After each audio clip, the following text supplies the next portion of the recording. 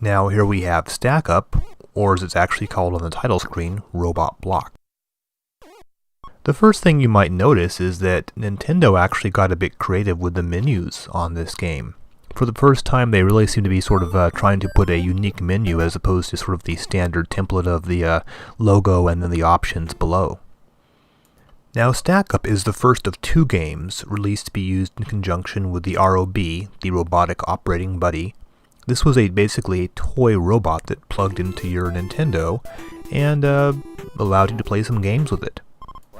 This particular game required the use of these stackable colored discs. The other ROB game, Gyromite, required little spinning gyroscope type deals.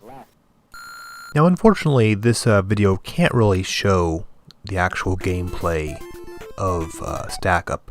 That would require a video of the actual robot itself. What you see on the NES screen is really only part of the game. But what it actually involves is giving commands to ROB to move the little blocks from one stack to another.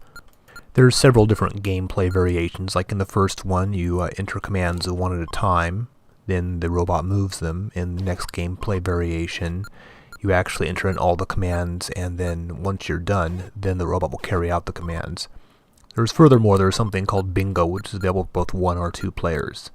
The main problem with this game is it's not really much of a game, it's almost more of an interactive toy rather than anything else.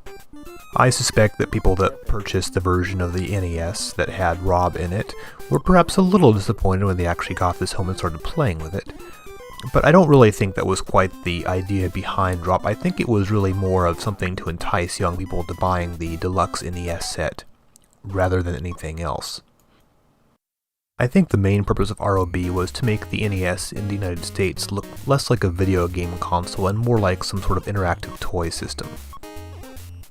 As a result, ROB became probably the most infamous of the various accessories Nintendo released for the NES that were released with much fanfare and then not really supported that much. I suspect that most people who purchased ROB back in the day probably fooled around with it for a little bit and then went on to play more interesting games on the Nintendo. Nintendo's main strength was, after all, making great video games, not making gimmicky things such as ROB.